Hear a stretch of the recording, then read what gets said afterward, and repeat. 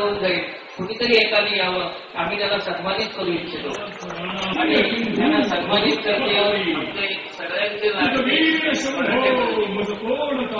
सगळ्यांचे दोषी पुणे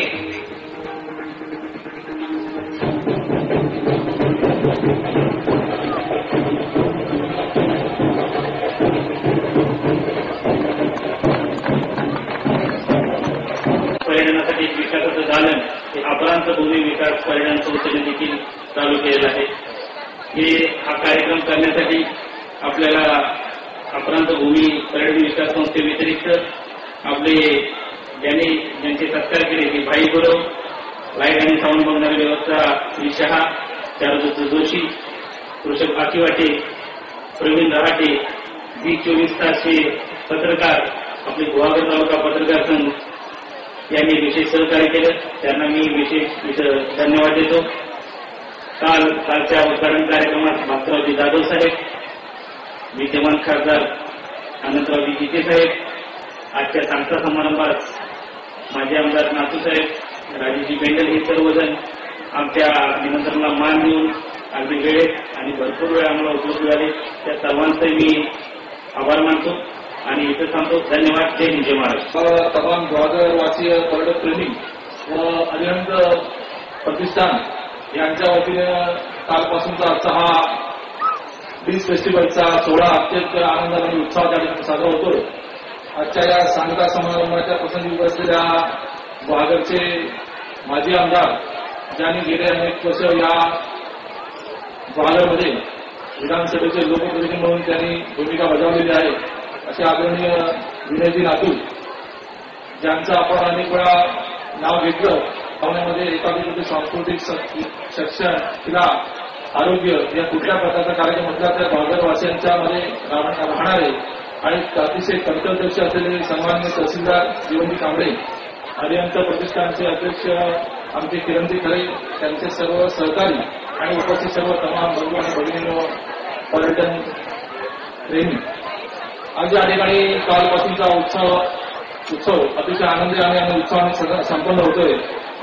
याच्या मागची प्रामुख्याने आपल्या संयोजकांचा उद्देश आहे की येणाऱ्या पर्यटकांना आपल्या या कोकणची, आपल्या तालुक्याची संस्कृती, परंपरा यांचं त्यांना दर्शन व्हावं आणि स्थानिक लोककलाकारांना सुद्धा त्यातून प्रोत्साहन मिळावं, स्थानिक लोकांनी सुद्धा त्याच्यामध्ये सहभाग नोंदवावा, अशा प्रकारचा उद्देश हा प्रामुख्याने याच्यामध्ये आहे. परंतु हा उद्देश व्यक्ती काही पलीकडे जाऊन या ठिकाणी आहे असं मला वाटतं. कारण जे सांस्कृतिक कला या ठिकाणी सादर करण्यात आल्या त्याची सदा सर्वदा आहे.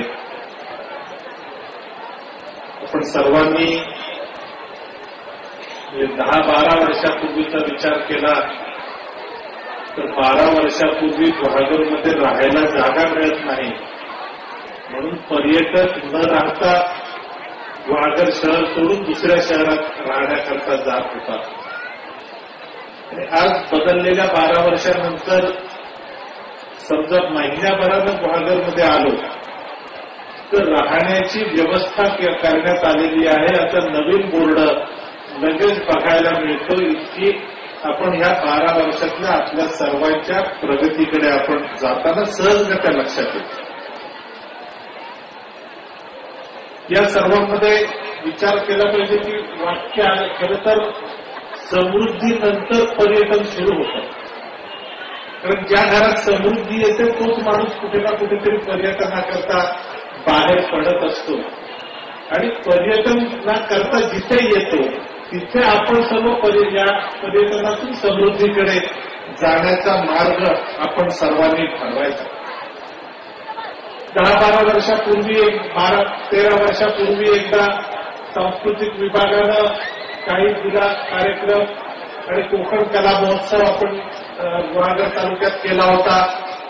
आज पुन्हा सांस्कृतिक विभागानं मदत केली, त्याच्या मदतीनं आपण सर्वजण हे काम करतो.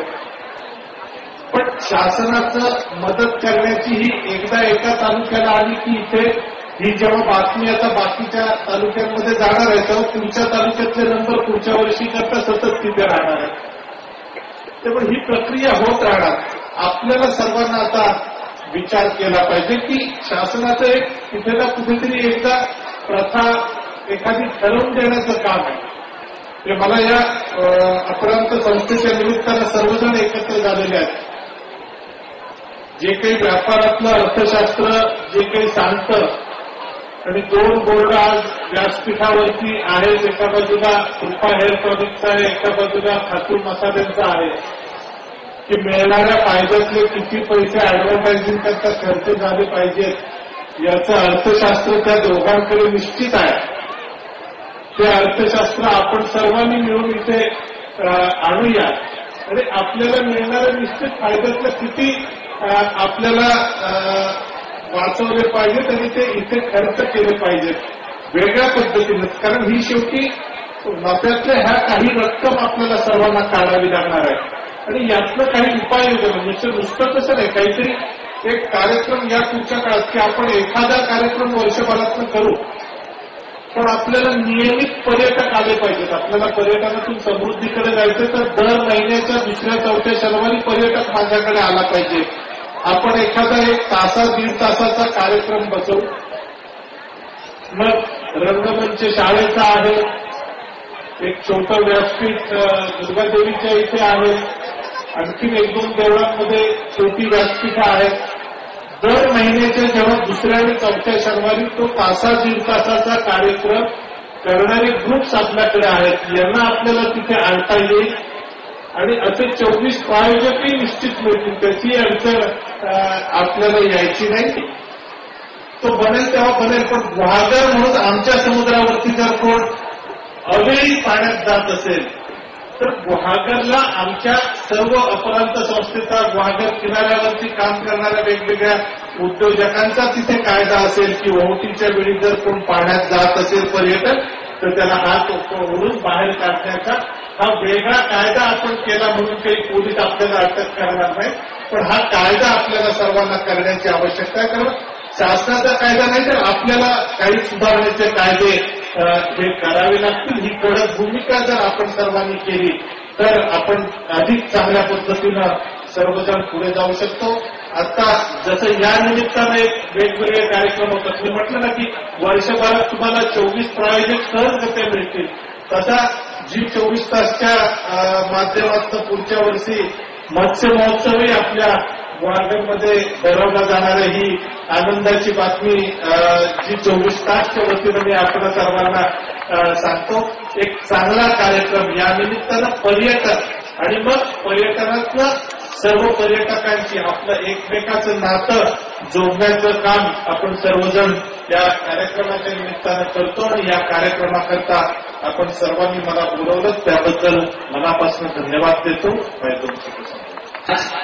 अपरांत भूमी प्रतिष्ठानने हा जो कार्यक्रम केला या पाठीमागे फक्त अपरांत भूमी पर्यटन विकास संस्थेच्या पदाधिकाऱ्यांचाच हात नव्हता. तर आज ज्याप्रमाणे मी उजेडात दिसतोय पण कालोखात माझ्यापेक्षा जास्त आहेत त्यांचे हात माझ्या पाठीशी आहेत म्हणून आम्ही आज हा उत्सव अतिशय आनंदात अतिशय साजऱ्या गोजऱ्या पद्धतीनं साजरा करतोय. आज अनंत लोकांनी ह्याला हस्ते परहस्ते मदत केली. मला माहिती आहे की हे कोकण नारळाचं खूप कठीण आहे. पहिल्यांदा गेल्यानंतर लगेच सुरुवातीला नकारा असतोच पण आम्हाला माहिती आहे कारण आम्ही त्याच मातीत लहानाचे मोठे झालोय. आणि पण तो जर नारळ फुटला ना तर आतनं अतिशय सुंदर गोड पाणी मिळतं आणि ते फोडायचं काम ही अपरांत भूमी निरंतर करणार आहे.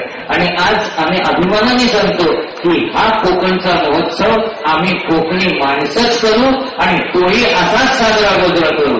आज या ठिकाणी